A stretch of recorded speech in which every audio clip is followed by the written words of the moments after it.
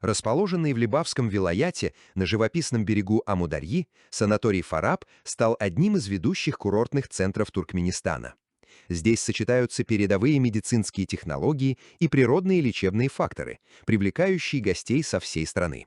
Главная особенность Фарапа — его целебные минеральные воды, добываемые с глубины 890 метров.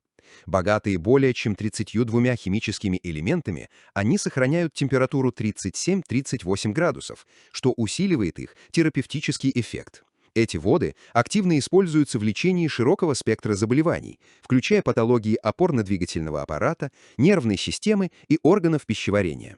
Помимо оздоровительных программ, гостям предлагается насыщенный досуг, тренажерный зал, культурные мероприятия и фитобар с чаями из местных целебных трав. Все это делает Фарак идеальным местом для восстановления здоровья и отдыха в гармонии с природой Туркменистана.